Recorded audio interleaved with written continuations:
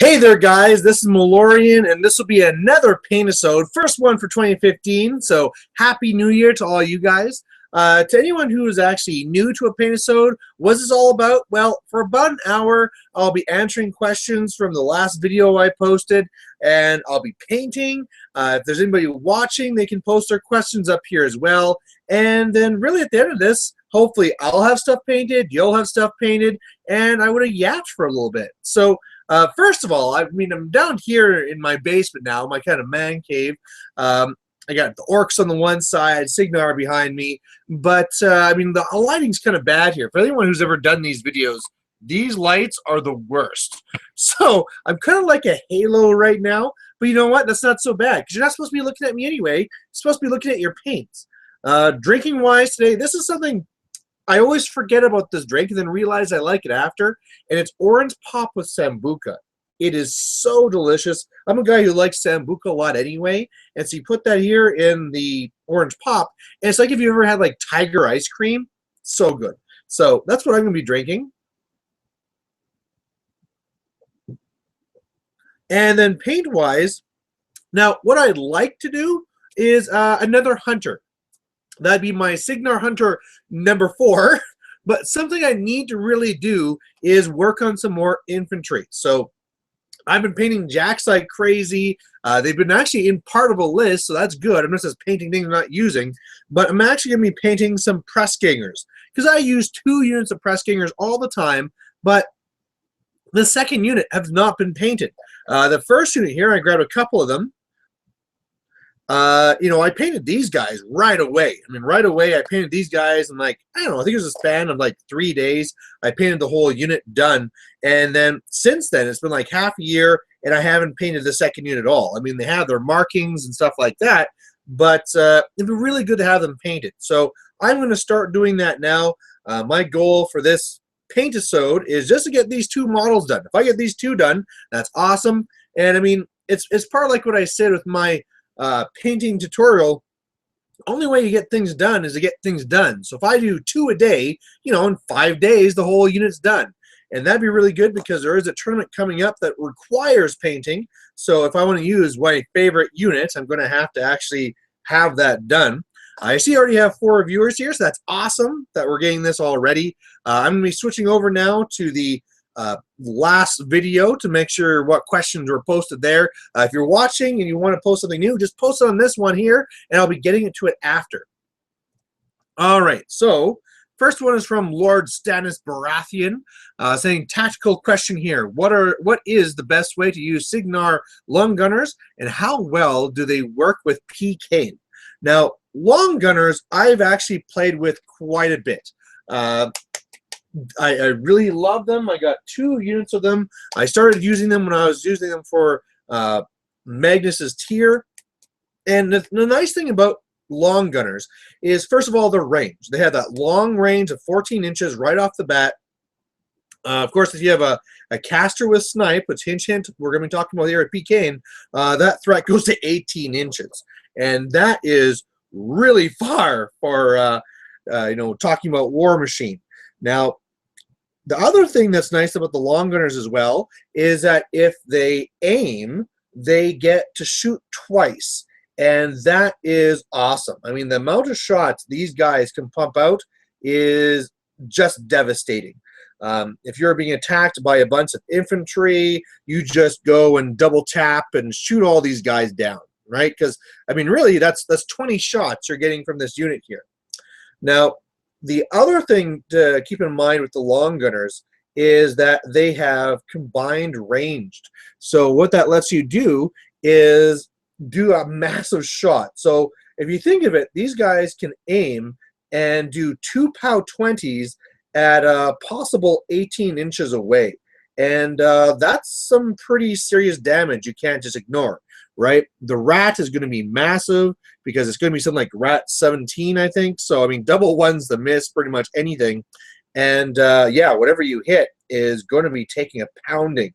Now, of course, you can always break those up as well. If you have something with slightly higher defense, you could do combines and doing groups of 2, right?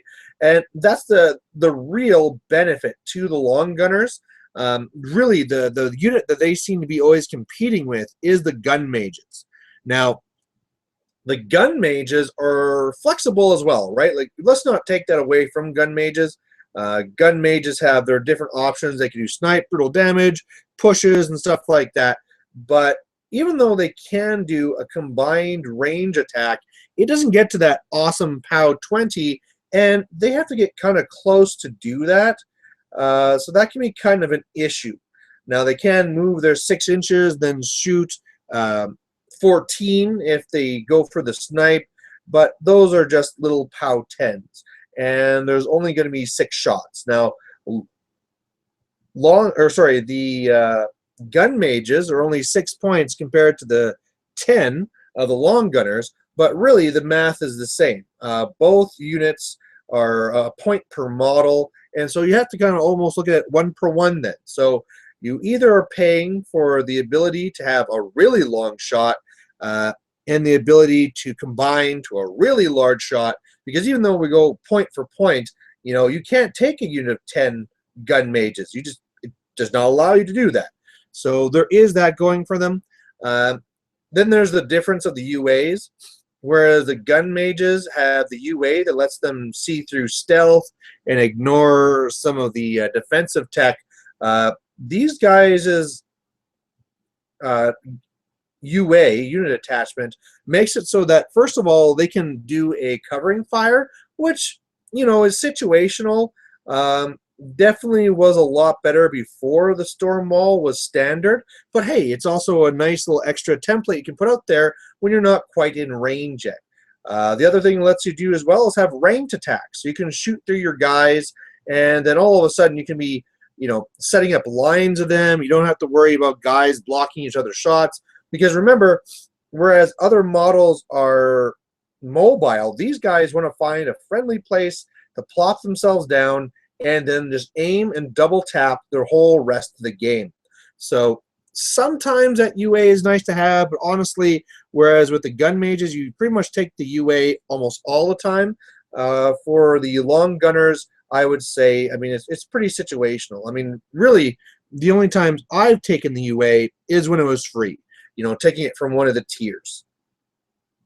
So really, that's what we're looking at, is that flexibility. Now, going to the second part of the question, how do they work with PKing? They work fantastic with PKing. Now, what PKing does is he goes up with his feet and he says, hey, all you infantry, bugger off, because I get to shoot at everything. And after he's done shooting, there's not really much left on the table unless it's a heavy. Now, if you are looking at heavies, well, all of a sudden those gun mages aren't looking spectacular. I'm not saying gun mages are bad with PKing. You could be using them to do their push shots and keep the heavies away so that you can deal with them one by one. But as well, these long gunners with their 2 POW 20s are amazing. And of course, like I already hinted at, PKing does have snipe, so they're doing this from 18 inches away. And it is just devastating, the amount of firepower and damage those guys do. I like how with these models here, just putting on the skin is already making it look like pretty much there. You know, I could pretty much do that. We were talking with the speed painting before, but I mean, that's how simple some of these things should be. I've been kind of ignoring them and going after some of my other models, but really all I had to really do is probably just do the skin, and they look acceptable. But anyway, that's the question from Lord Stannis Baratheon. Oh, I see just popping back here, Irish Skills saying they're working on the Ravagore. That's good to hear. What paint scheme are you using for that Ravagore? I go with the red and black for my Legion, but I mean, that's one of the awesome things with the beasts is that there seems to be a lot more fun styles you can paint the beasts.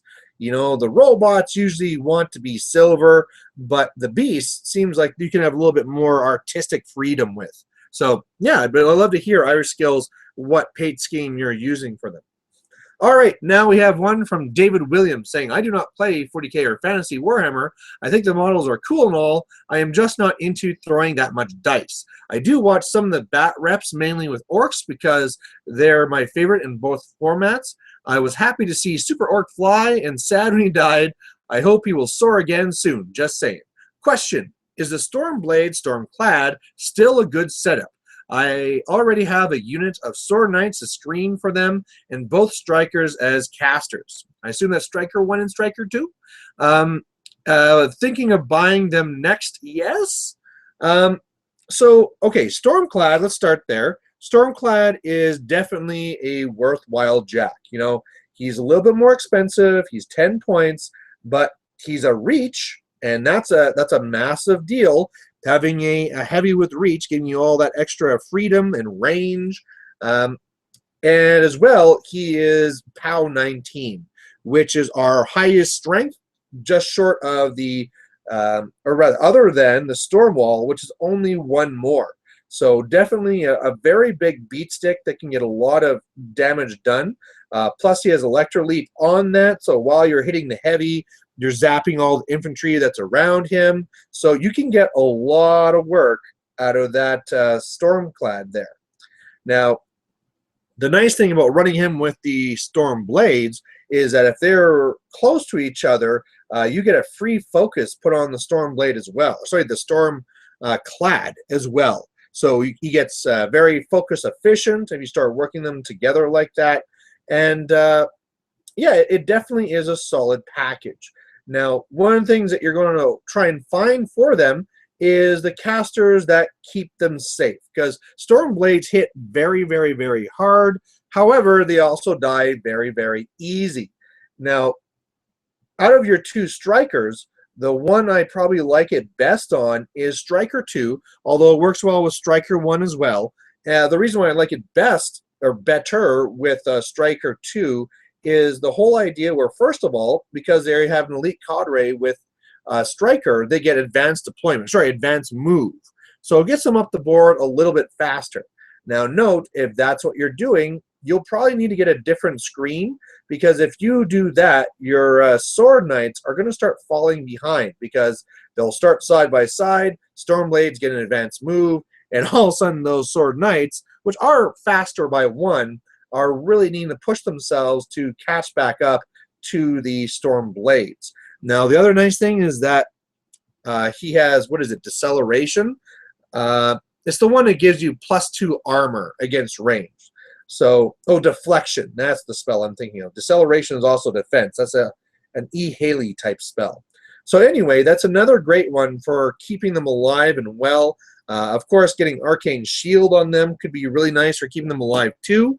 So if you have the Junior, or with Striker 1, he can just do it himself, and of course with his feet they get even higher. And then of course another reason to take them with Striker 2 is that you'll get that extra threat or extra hit with them because of your Rolling Thunder feat, where Striker 2's feat is that all your friendly faction models get to move 3 inches and make another attack. So all these guys that have these really strong attacks, you get a lot more out of that. And first of all, you could use that to, once you're in there, get a second attack. You can also use that to just run your Stormblades forward and then feet, so that they actually have a threat of 13.5 inches, which is pretty respectable. You can really get the jump on somebody. Now, with Stormblades or Sword Knights, they are a good screen to have. And another way that they can work together with that package is that, first of all, they have flank. Now, what flank really means with the Warjacks is that they want their target to be engaged by a jack before they charge in, because then they get +2 to hit and an extra dice of damage. Now, the very nice thing then to make that happen is to have something with reach. So if you do that, say with the Stormclad gets in there, it engages, and then the Sword Knights go in and they're getting that flank attack. Now, the other nice thing is that, of course, you have positive charge on Striker 2. So you put positive charge onto your Stormclad, which makes him a pretty big beat stick, because then all of a sudden he's like Mat 9, POW 21, and then everything around him also gets +2/+2. So those Sword Knights, which are a cheap, 6 points for 10 guys unit, really start pouring out a lot of respectable damage. So In that case, though, the Sword Knights are acting more in conjunction with the unit rather than being the screen. But hey, I mean, there's nothing wrong with having a multi-purpose unit either, right? Specialization is nice, but having a unit that can do multiple roles, that is even better. So yeah, should you be getting Sword Knights next? Absolutely. They are a great unit. You will get a lot from them, and works. I mean, like I said, they can work with Striker 1 as well, but I would really suggest them with Striker 2 because there's a lot of different synergies you can be getting on there. I see here Mr. Drizzle19 just saying smiley face, so smiley face back. Popping back over here, John Tailby saying something rather long, so I'll have to open up this one. Saying, have you set painting goals for 2015? Either to get new armies or units painted, or to go back and increase the painting level on some of your models you painted previously. Now, to start on that second part there, I never plan to improve my painting. I know that's an oddity, and most people are like, yeah, I want to get better. I want to be a better painter. But much like how I'm not a fan of really decorative bases, because then they just don't match the mats that they're playing on. Like, oh, wow, you have all these guys on snow bases. It looks so cool.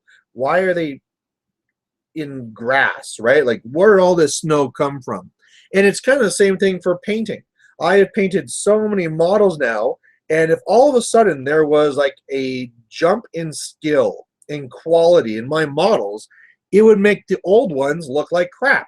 And then all of a sudden I'm in this loop where I need to paint the old models again, and then I get better, and then I got to paint everything again.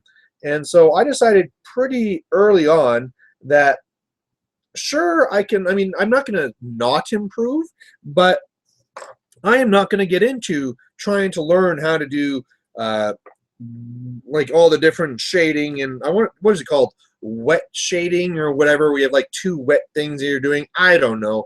I'm not going to be getting into all that mess.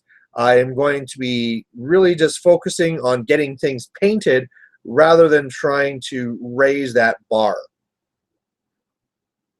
So that is kind of a long answer to that part there. But as to the other thing, one of my painting goals for 2015, I really want to be in a spot where all my Cygnar infantry is painted. I have lots and lots of jacks painted, but I do not have that. I mean, I have a good amount of infantry painted, but I have a lot of infantry that's not painted. And a lot of times that can be the limiting factor. Of course, in a lot of events, you're not required to be painted, so it's not limiting whatsoever. But then some of the ones here do require painting. Plus, there's always that kind of push to like, come on, man, get your stuff painted because it looks better. So I'd really like to focus on getting my units painted. So, hey, that's kind of why we're starting with this unit of press gangers here. Next part of him, do you have any plans to get out Rask and the Pink Gators? Yes and no. I am still focused on Cygnar, so they're still the ones I'm focusing on. Gators are always nice because I have all my Gators in one small case, one small GW case. So whenever I don't feel like packing up an army and I just want to go out and play, or list building 2 is really easy for Gators. It's like, what unit should I take? Oh yeah, the only unit we have. So a lot of times I like grabbing them for that, for the simplicity. So will I be playing them in 2015? Absolutely. Do I plan to take them to a tournament and blah, blah, blah, blah, blah? No. I mean, I was even kind of wondering that with Jaga Jaga, because she's, of course, the new caster, and she sounds really interesting. However, looking at it and knowing that I do really like Rask, I'm a really big fan of also Barnabas and Maylock. I was kind of thinking to myself after, well, I don't really need to prioritize picking her up right away. So that could kind of give you a indication. I mean, like if a new caster comes out for Cygnar, I'm getting it the next day, right? Like it's mine. But I mean, Jaga Jaga has been out for a while, and I still, you know, feel no need to go out and get her. So yeah, I mean, there will be Gator reports. Just don't expect them to come in bundles. Next one from him as well. He asked quite a few things. What do you think of the new Mercenary Trollkin Junior Caster? And that can also work for minions. Mixed hordes and War Machine army could be interesting. I'm actually drawing a blank on which this guy is. I know there's like that mech guy. Oh, I think I know now who he is. You know what? I have not seen him at all. You know, for my part here, for myself, because he doesn't really specifically do a lot for me or anything, I haven't really focused on him. I mean, to me, it's just like when the trolls got some other new unit. It's like, okay, good for them. I need to know what their threats are, but otherwise, that's really it. So, unfortunately, I can't give you a good tactical breakdown for the character. Of course, they're starting to give junior warcasters to everyone, so it was nice to see that there, and interesting that you could mix the two systems and all that. But I don't really have, like, I can't really give you any things like, oh, you should make sure to run this with him and do this, and this is the best caster to run him with. I just don't have that information to give you, sorry. My perceptions of the Warhammer versus Warhammer Hordes, to answer Sergeant Death, is that the GW games, this must be a question coming down, coming up still, is that GW games could be called Statistic Hammer. People go and get the units with the best stat lines and hammer you with them individually. Combo Machine is about the combination. Each unit does okay individually, but in combination with this spell plus this animus and this debuff on you, the actual situation is completely different. That's pretty hard to appreciate when coming from GW. That is something that is very different. Now, of course, if you go and you talk to somebody in fantasy and you say, oh, there's no synergy, there's no combinations in fantasy, right? You guys don't know what that's like. I mean, they will outright just call you a liar. I mean, there'll be things like, oh, with the orcs, you want to have the shrunken head with the savages so that all of a sudden they get a better ward save. And you want to have a troll or some fast cab, making sure they don't get frenzy baited and to help them set up for flank charges and stuff like this. But it really isn't at that same level of importance and magnitude as it is in War Machine. And you're right that they don't really get a grasp for that till they actually play the game. I mean, really, just that whole thing I just talked about with Striker 2, with the Storm Blades and the Stormclad and the Sword Knights and all those interactions, right? That is a lot of synergy between those models. And you have to not just put them by each other. I mean, sure, the free focus going over is basically, hey, good for you. You made these two guys stand side by side. But for all the rest, you have to be very careful in the way you use them, in the way that you activate them. So I don't want to simplify GW to saying, oh, it's just about getting the best units with the best stats. I mean, there is a lot of meta to it all, just like in War Machine, where you got to make sure, okay, right now L's are big, or I got to deal with Nagash. So you have to take specific things in your army to deal with that, which might not have the highest number in a given stat, but deal with the situation the way you need. So that's definitely a part of it there too. But as far as looking to try and find combinations and stuff like that, it's to a much greater degree in War Machine, absolutely. So that's all the ones from John Telby, unless he has another post. Hop back, see if there's anything else here. We have one from Iris Gill saying, I use the bone-colored skin and rusty orange color carapace. Just got to try and think of that.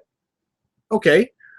And I must say the beasts are dry brushers dream to paint. Oh yeah, Legion beasts are so nice and easy to paint. For the most part, they're all like one color to cover all the skin, and then the carapace is going to be this color, and then I could dry brush whatever I want on there too. But I love painting my Legion. It was really, really simple, as opposed to say like painting Scorn with all this ornate armor and banners and stuff. All right, popping back over. Hi, I'm Lorian, and Happy New Year. This is from the Gonk. Thanks for answering my question last time. And this is another long one I have to open up. I've got a few questions about the War Machine hobby. As an outsider, it seems pretty serious business. There's a massive scope for conversions in the hobby side of Warhammer Fantasy and 40K, especially for certain factions. Is that the case for War Machine? Do you see a lot of themed armies in War Machine, similar to the Thundercat Tomb Kings and a lot of other things he says here, and other wacky stuff in fantasy? Happy painting, and I'll be doing some pink horrors when I watch the Paintisode. Now, yes and no. Now, the big difference between the models for Games Workshop and Privateer Press is that until recently, Privateer Press didn't make a lot of models that you could really change their poses on. I mean, sure, you could say like an arm's like this instead of this, or you could swap arms between two models or something, but for the most part, their body is static. The way it comes, it comes. Now, of course, the new ones are starting to get ball joints and starting to be able to do a lot more crazy things, but that was always kind of the standard for the 40K fantasy. So that's why you see a lot more conversions there. Now, do you see conversions over here as well? Oh, yeah. Looking over at Advanced Maneuvers, they had a very cool one there where they painted up these trolls to look like all this like Asian theme. I've seen a lot of other ones where, you know, it's like I saw a Scorn one lately where there's this agonizer, and basically the agonizer is a baby elephant that they beat up to get more power from it, and so it's like lashed and all these things. It's always sad and crying. But this one, he has like converted up to have like a hat on and flying a kite, and so you do see the conversions here in War Machine. It's just not as popular. One of the things you'll see is that when you get probably more so to the upper levels, a lot of people like to see their armies pop a little bit more to grab attention from, you know, your peers around you, and so you'll see a lot more conversions at the higher level. Plus, I mean, the people who are more dedicated to the hobby, thus the ones who do better, are also going to be the ones that want to put that extra effort into their army. So, yeah, I mean, I am falling short. I'm trying to think of some other like themed armies for the entire thing, but you do still have them, is what I'm trying to get at. Just not as common. Why did I make the buckles that color? All right, so these guys are kind of coming along. I got 3 colors on them now, so they're legal. Hey. Next one here. Death Corpse Commissar, which must be the one he was referring to at the top. What's the best way to learn all the tournament casters and what they do? I'm going to tell you right now that when you are brand new and you are getting into War Machine, you're like, wow, there are hundreds of casters. How am I going to learn what they all do? The first thing to do is basically research. So the 2 places to go is either Battle College, and from there you can just read up whatever caster you want. And you can say like, okay, it has these spells and has this feat and blah, blah, blah. And there'll be a little bit of a write-up of it below as well. However, another one that's really, really, really good is Chain Attack, the podcast. What they do is every week is take 2 casters, make them fight each other. They talk about all their stats, and then they also rank them as well. So you don't really get that so much from Battle College, where there's like, blah, here's this. From Chain Attack, they'll really say like, well, this person's good because they can do this and this and this. These are all the synergies, and when you rank them for offensiveness and, you know, survivability, these are the rankings. And so it really gets you a better feel for it. Plus, you're getting to see them in game. Past that, the best way to learn about them is to actually see them in game, play against these guys. And everybody learns different, right? Some people learn from reading. I learned by being kicked in the teeth. So a lot of times when I was up against a new caster, I would read their feat, and then I'd say like, okay, let's play. You have some people, they'll stop and want to analyze the cards and stats and try and figure out the synergies before the game. They just, no, don't waste all that time. get into the game. Sure, he might do some crazy spell in combination you didn't see coming, and you'll lose because of that, but you're going to remember that forever. And that's the way that my brain works. And I mean, I'm guessing that when you're at that early level, you're probably not in a tournament, so it's probably not really costing you anything serious. But hell, if you're that new and you are in a tournament, you probably aren't planning on winning anyway, and it's probably best to get in that game, see what happens, lose if you got to lose, and then be able to talk to that player after and be like, wow, that was a crazy assassination. And they can be like, yeah, I mean, I could have also done this and this and this, and this is another way that this caster plays, and you can learn that a lot more. So, I mean, the first place to go is try and do that initial research, but then after, you just got to play. There's a lot of, say, like retribution casters that I don't play against because there's not a lot of retribution. And so even though I read about them on Battle College and I listened to them on Chain Attack, I just don't remember what they do. And so now I'll still deal with them with the same way I would otherwise. So, oh, okay, I'm up against this caster. What's your feat? Okay, let's play. And sure, you know, that might cost me the game. I forget that this will be this crazy combination. And oh, by the way, this interacts with this, which will be critical to who wins the game. But I would rather that happens there and I lose some whatever tournament, but then remember that forever. So, of course, if something is like the stakes is really high, like let's talk about like if I'm going to the ETC, okay, with those high stakes and I got like a country watching me, I'm going to stop and I'll read the card. Although I guess going into that, you'll be knowing what casters you should be up against anyway, so you should be doing your research all before. And maybe that's the other thing you should do too, right? Ask the local players, like, oh, you know, what are the local, like, what's the most popular casters in the area? And then they'll say blah, blah, blah, blah, blah, blah, blah. And then so you can go and read about them. You know, if they say, like, oh, Lilith 2, everyone seems to be on a Lilith 2 kick right now. Well, okay, great. I'm going to read up about Lilith 2 on Battle College. I'm going to listen to Chain Attack, and then I will be better prepared for when I first face them. So that's what I would do. Popping back over. Steam Power TV, hey, how's it going? Thought I'd drop in and say hi. So, hey, how's it going? This is from Tin Man Excel with his channel there. Recently, he had me on there for his Dice Raid show, and that was a lot of fun. Fortunately, I had to duck out on that one early because I had some other things, but we'll get together again sometime, I'm sure. Popping back over, we have one from Palomas saying, if you could join two factions, which ones would you merge? I wouldn't. I like having more possibilities. And okay, you know what? I actually just thought of how that's not true. I thought what I want to merge. To finish my line of thought, I was going to say I would rather have a lot more different armies than combining them and losing all those flavors. However, the one that quickly came to my mind as a counter to myself was minions. Now, in mercenaries, you have all these contracts and you can combine them and life is awesome. In minions, for some reason, nobody gets along. You have pigs on one side, you have the gators on the other, and deal with it. Oh, what's that? You want to have more than one unit to choose from for your gators? Well, I guess you have bog trogs. Oh, you don't like those because you want to be gators or whatever? Okay, too bad, you suck. And so really, if you could mix those two and really get a different taste, it'd be a lot better. And I mean, at this point, unless they go to like a Mark III or something, I doubt they actually would combine the two. But I could easily see them coming up with a caster that just says on the card, hey, we can take pigs and we can take gators.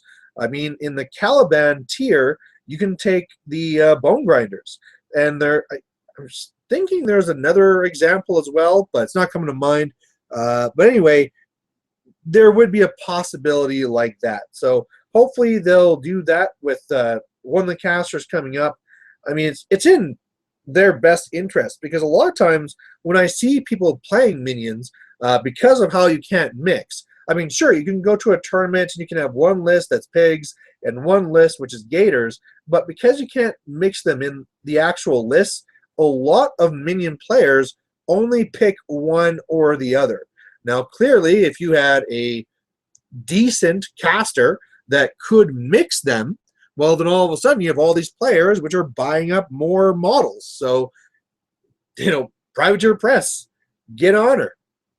And if you want to, you can always, thank me for the idea by sending me the model. That'd be nice. So next question here, we have it from Iris Skills, who is watching. Hey, Malorian, love the fact that I'm off work most of the time to watch these. What factions are underrepresented in your local steamrollers or just casual play? How will you go about gaining experience against those factions? Do you want to meet up and play a game at Lock and Load this year?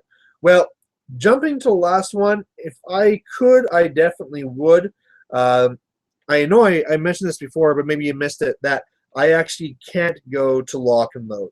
That was the big one I was hoping to go to this year.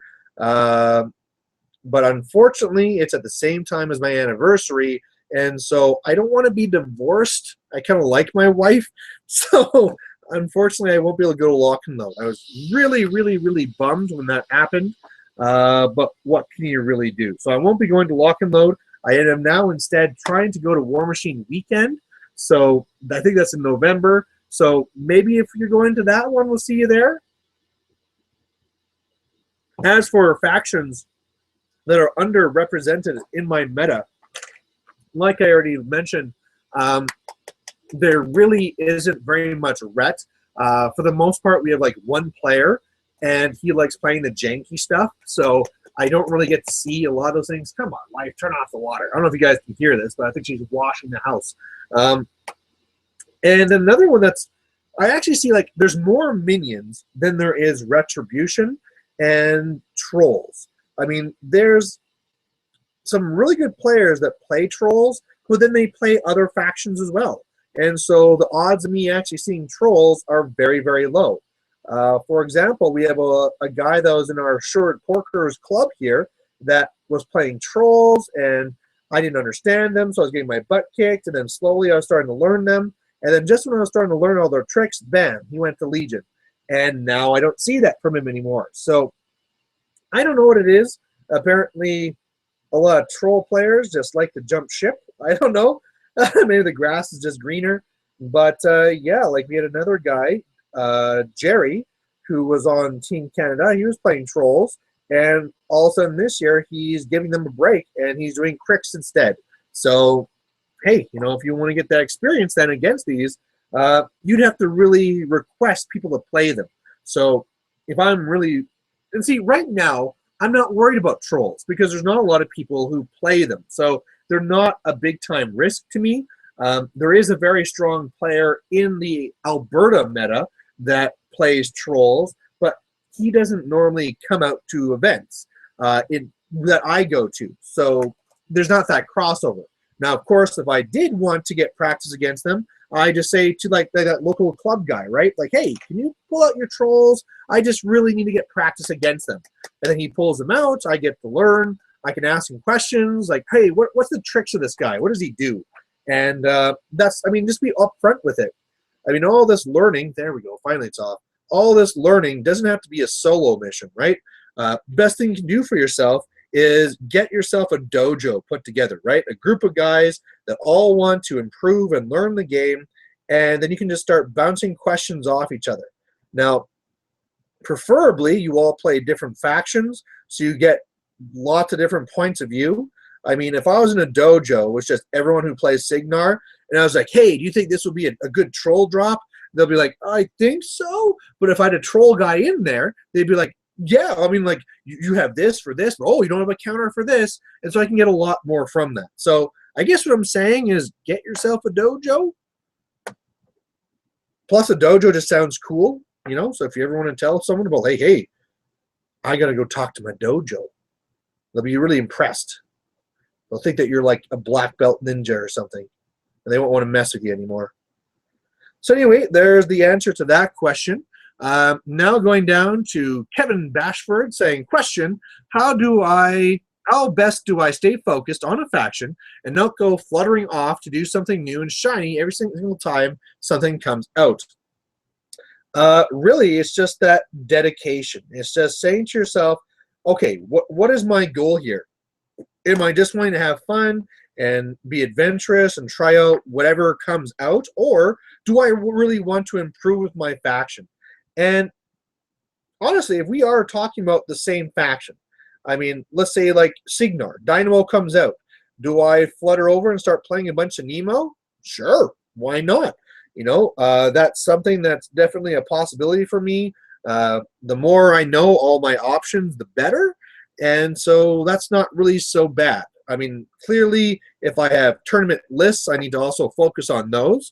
But who knows? Maybe if I really focus on Dynamo and Nemo, they might be my new tournament caster. So always explore those new possibilities.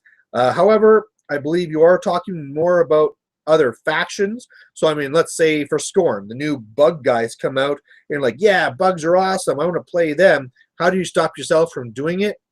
I mean, other than, you know, telling the store manager, do not let me buy this stuff, which I cannot see him actually supporting, you just need to have that self-discipline and realize that dedication and staying to one focus or one faction is going to be better for you in the long run. So sure, you're not going to, oh man, I was just trying to get the necklace here, and I was just like, ooh, just dumping metal in, like, blah, and it's got paint all over her face. It is gross. You probably can't see it very well, but bleh. I'm glad I didn't do any of the face details yet because I would be crying. So that's really it there, and that's now all the questions from the last post I put out there. There really wasn't as much put out this time. Maybe because I put out a lot of videos, or maybe just because when I do this every single week, that means I answer lots of questions. But that's good. I'm really happy you guys are still posting these there. I'm not going to delete that video so that nobody posts anymore. And I'm going to come back to the Paintisode here, see if there's anything new. And there isn't so far, so that means I get to talk about whatever I want, which is fantastic.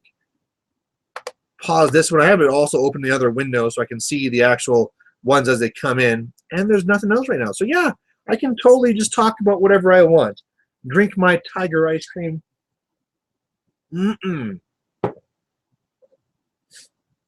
Fix up this.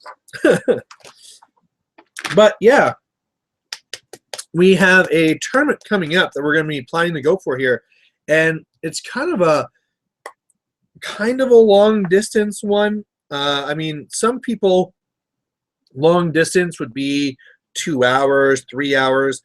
This one is going to be a 5-hour drive, and I mean, the way it works here, that's still in Alberta, and it's in this place, Grand Prairie, and these guys, we just really have to support. Really, like I said, we're 5 hours difference between Edmonton and Grand Prairie, and 2 of these guys from up there come down to our events all the time, and it's not really until you start looking into it yourself that you realize, holy crap, that's a lot of driving and just the cost of gas. And I mean, if they're not staying with anybody, you have the cost of the hotel and blah, blah, blah, blah, blah. So it's like, wow, when they were putting on their own tournaments, because they're just starting to really get into that now too, because a lot of times just do their own kind of like gaming up there.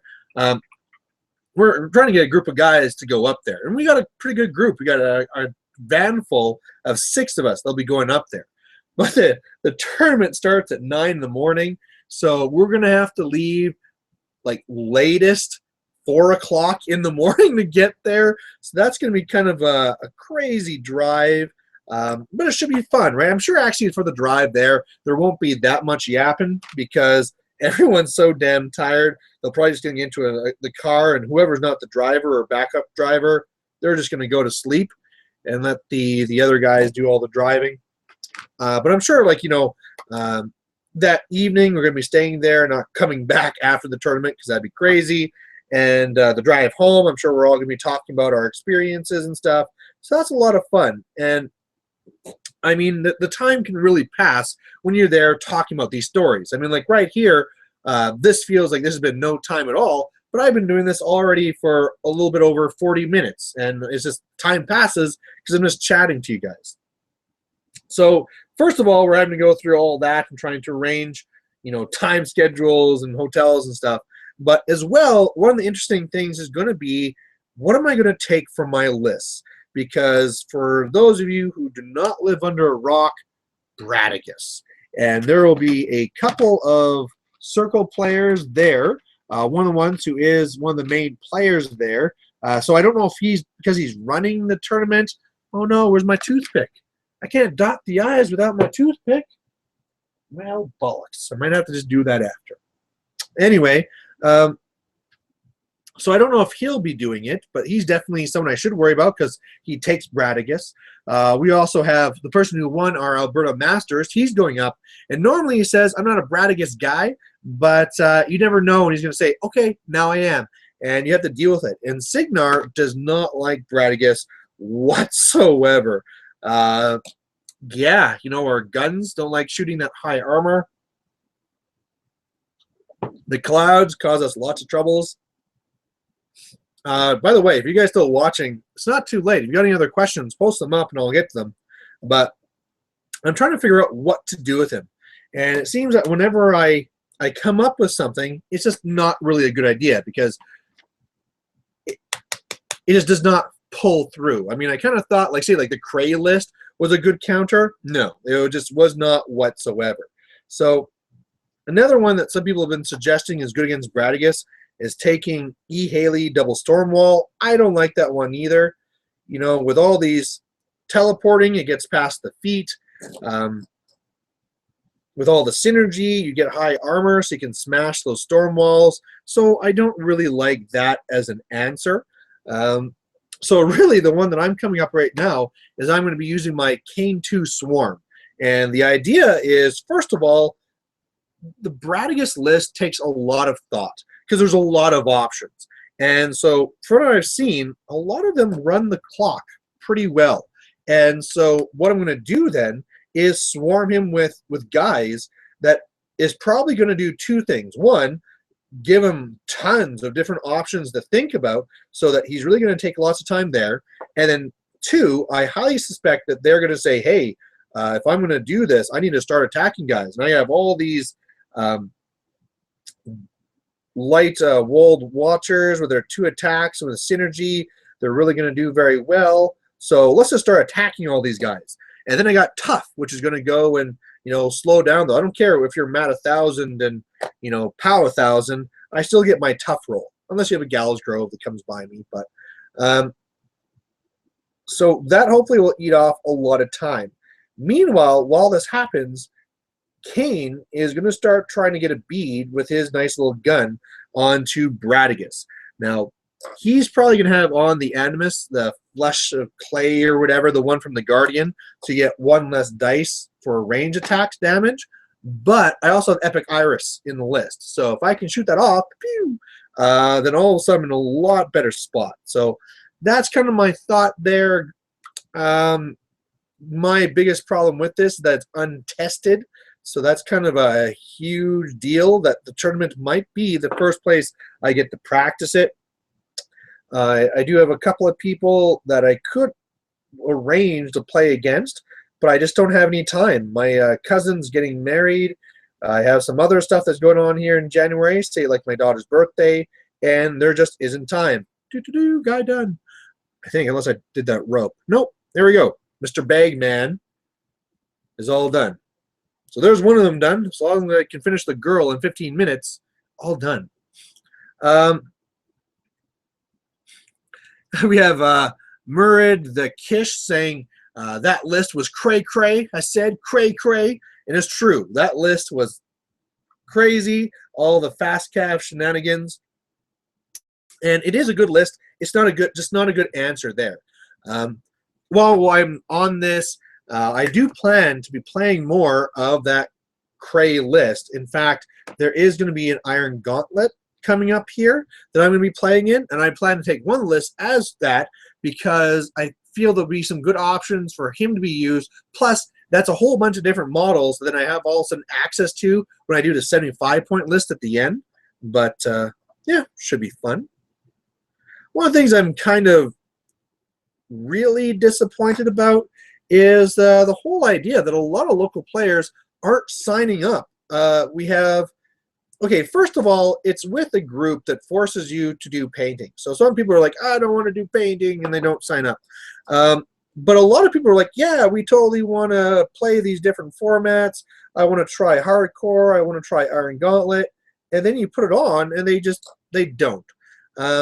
Now, to give them another reason why they probably aren't either, we are really lucky in this area where we have a lot of events. So in January, there's actually 3 different tournaments just in Alberta here, and there's probably even more that we just don't know about from smaller towns or whatever. But yeah, so there's a lot to compete with there.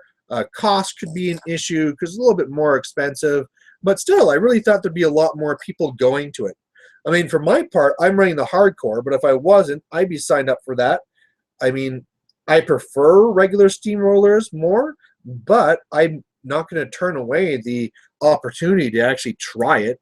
I know for the Iron Gauntlet, that can really turn people away because you have to have 3 lists painted, and normally that can be pretty easy because, oh, I just paint 1 list and have a lot of crossover. But in Iron Gauntlet, you don't want to have a lot of crossover. So that's kind of a problem there too.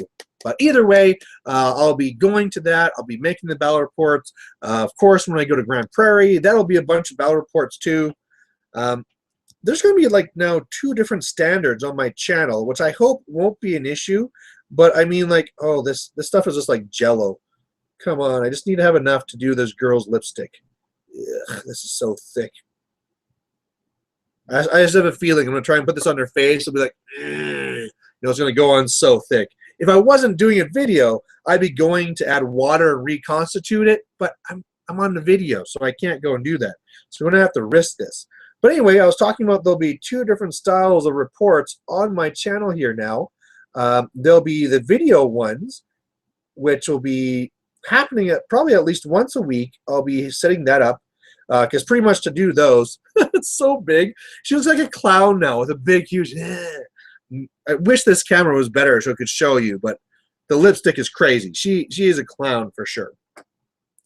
But so there's those, and the problem is I can only really do those videos when people are here, so I can set up the camera. I mean, it's not really, when I go to a tournament, I shouldn't be expecting I'm going to have room to set up my tripod and camera in the best spots and stuff like that. So those will all be picture.